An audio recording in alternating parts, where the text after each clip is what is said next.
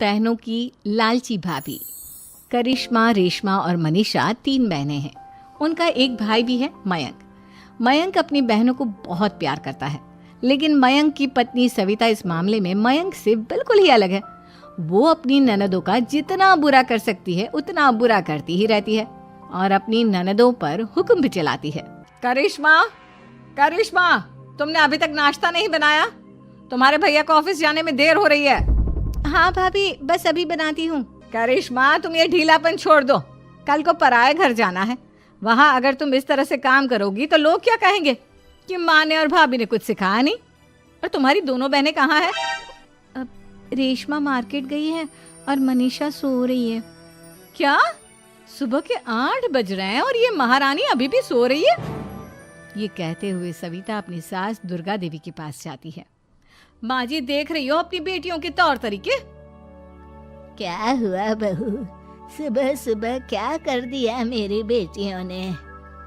अरे एक तो अभी अभी उठकर किचन में गई है, दूसरी सुबह सुबह बाहर चली गई और तीसरी अभी तक सो रही है। क्या करूं मैं इन तीनों का, मैं तो परेशान हो गई हूँ। जा जाकर उठा उसे और रेशमा से मैं बात करती हूँ। सविता सीधा मनीषा के कमरे में जाती है और उससे कहती है, महारानी जल्दी उठो, सूरज सर पर आ गया है। भाभी थोड़ी देर और सोने दो ना, मैं रात को लेट सोई थी। वो क्या ना, यूनिट टेस्ट चल रहे हैं। शराफत से उठती है या नहीं, या फिर पानी की भरी बाल्टी डालूं तेरे ऊपर? नहीं भाभी, मुझे बिस्तर में नहीं नहाना, उठती हूँ मैं।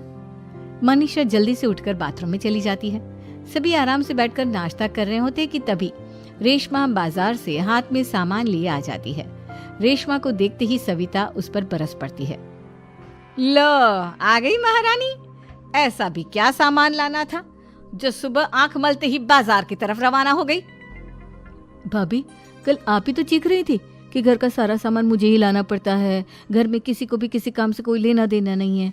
अब मैं बाजार जाकर सामान ले आई तो आपको इस बात से भी तकलीफ हो रही है? देख रही हो माँ जी, अपनी बेटी की जुबान कैंची से भी तेज चलती है। और मयंक, आप तो कुछ कहेंगे नहीं अपनी लाडली बहन को। रेशमा, अपनी भाभी से ऐसे बात नहीं करते। चलो माफी मांगो। भैया, मैं क्यों माफी मांगू? आप भाभी से बोलिए ना कि हम पर कम हुक्म चलाया करे। हम इस घर की बेटियां हैं और आपकी पत्नी की ननद है, नौकरानी नहीं। लो कर लो बात। इनकी भलाई के लिए कुछ भी बोलो तो इन्हें बुरा लग जाता है। इस घर में यही इज्जत है मेरी। देख लो माँ जी, आपकी बेटी किस लहजे में मुझसे बात कर रही है। सविता वहां से चली जाती है। मयंक को बहुत गुस्सा आता है, वो भी वहां से चला जाता है। फिर करिश्मा रेशमा को समझाती है। रेशमा, तुम्हें भाभी से माफी मांग लेनी चाहिए थी ना। लेकिन दीदी, मैंने कुछ किया ही नहीं, तो मैं माफी क्यों मांगू? हाँ करिश्मा दीदी, रेशमा दीदी जैसे ही घर में आई भाभी ही उन पर चिल्ला रही थी। हाँ, मैं मानती हूँ कि गलती भाभी की थी। मैं तो इसलिए बोल रही हूँ कि भाभी ने माँ को तो पूरी तरह अपने वश में कर लिया है। वो हमारी बात सुनती ही नहीं। मयंक भैया हमारे लिए हमेशा खड़े रहते हैं, इसलिए उनकी बात का मान तो तुम्हें रखना चाहिए था ना। कोई फायदा नहीं दीदी, कुछ दिनों की बात और है, भाभी उन्हें भी हमारे खिलाफ भड़का देंगी। फिर वो भी माँ की तरह हमारी किसी बात का विश्वास नहीं करेंगे। इसी तरह सविता अपनी तीनों ननदों को किसी न किसी बात पर परेशान करती रहती थी। एक दिन मयंक अपनी तीनों बहनों के लिए गिफ्ट लाया। क्या रेशमा, ये तुम्हारे लिए हार का सेट। रेशमा, तुम्हारे लिए सुंदर सी ड्रेस। और मनीषा, तुम्हें किताबें पसंद है ना, तुम्हारे लिए किताबें लाया हूँ। थैंक यू भैया। थैंक यू भैया। थैंक यू भैया। करिश्मा, तुम्हारा नेकलेस कितना सुंदर है। ये भैया कहाँ से ले आए होंगे? मैंने भैया को 3 दिन पहले फोन पर ये डिजाइन दिखाया था और आज भैया ये ले आए। सविता तो अपनी ननदों के गिफ्ट्स देखकर जल गई और करिश्मा का नेकलेस तो उसे भी बहुत पसंद आया था। अपनी बहनों के लिए कितना अच्छा नेकलेस लेकर आए हैं, मुझे कभी कोई गिफ्ट नहीं दिया। मैं आज ही ये हार चुरा लूंगी। रात में सविता करिश्मा का हार चुरा लेती है और इसी तरह उसे अपनी ननदों की जो भी चीज अच्छी लगती वो उसे मांगती नहीं, बल्कि रात के अंधेरे में चुरा लेती। इसी तरह दिन बीतते गए और सविता ने मयंक के दिल में भी उसकी बहनों के लिए नफरत पैदा कर दी। एक दिन मयंक ने करिश्मा और रेशमा के लिए रिश्ता देखा और ये बात उसने घर में सबको बताई। माँ, करिश्मा और रेशमा के लिए बहुत अच्छा रिश्ता आया है। वो लोग कल इन्हें देखने आ रहे हैं। आप और सविता मिलकर सारी तैयारी कर लेना।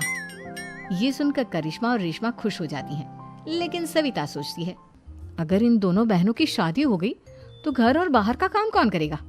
मनीषा तो एक नंबर की कामचोर है, उससे तो किसी बात की उम्मीद लगाना ही बेकार है। मुझे इस शादी को रोकना होगा। अगले दिन सभी लड़के वालों के स्वागत की तैयारी करने में लगे होते हैं। तभी मयंक अपनी बहनों से आकर कहता है, तैयार हो गई तुम दोनों?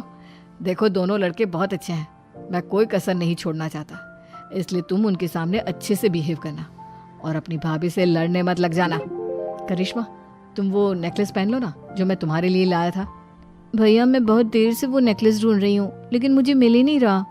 क्या तुमने नेकलेस खो दिया? तुम्हें पता भी है वो कितना महंगा था? तुम कोई काम ढंग से नहीं कर सकती। मयंक गुस्से में वहां से चला जाता है। थोड़ी देर बाद लड़के वाले भी आ जाते हैं। वो दोनों बहनों को पसंद कर लेते हैं और रिश्ता पक्का हो जाता है। लेकिन सविता के दिमाग में तो कुछ और ही खिचड़ी पक रही थी। वो पंडित जी के पास करिश्मा की कुंडली लेकर जाती है और उन्हें पैसे देकर करिश्मा की कुंडली बदलवा देती है। जब लड़के वालों के पास करिश्मा की कुंडली जाती है तो वो दुर्गा को फोन करते हैं। बहन जी, हमने करिश्मा की कुंडली अपने पंडित जी को दिखाई थी। आपकी बेटी की कुंडली नहीं बल्कि दोषों का पिटारा है। देखिए, मैं और मेरे पति इन सब बातों में बहुत विश्वास करते हैं, इसलिए हम आपकी बेटी से अपने बेटे की शादी नहीं करा सकते। इस तरह करिश्मा का रिश्ता टूट जाता है और सभी घर वालों को बहुत दुख होता है। अब कविता सोचती है, चलो करिश्मा का तो रिश्ता टूट गया, अब रेशमा का भी रिश्ता तोड़ना है। क्या करूं? अब सविता आवाज बदलकर किसी अननोन नंबर से रेशमा के होने वाले ससुराल में फोन करती है। हेलो, मैं कौन हूँ कौन नहीं ये आपके लिए जानना जरूरी नहीं।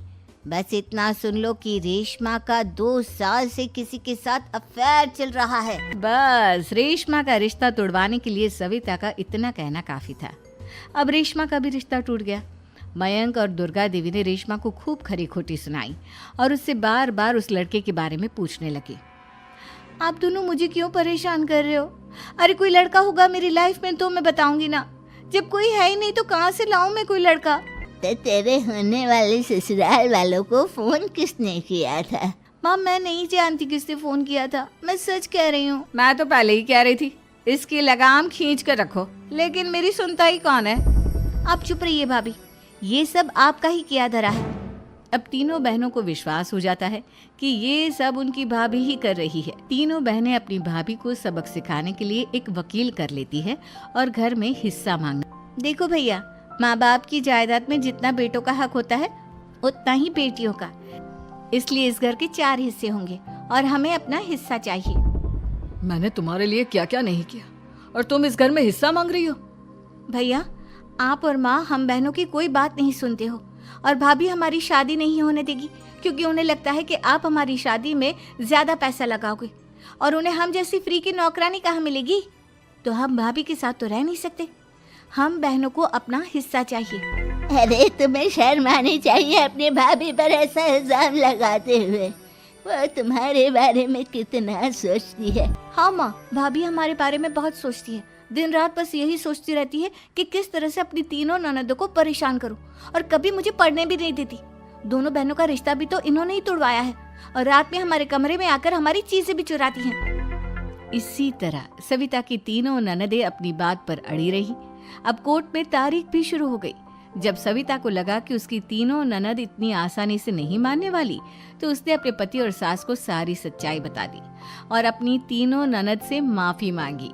मयंक और दुर्गा को भी अपनी गलती का एहसास हो गया। अब सविता खुद करिश्मा और रेशमा के लिए अच्छा रिश्ता ढूंढ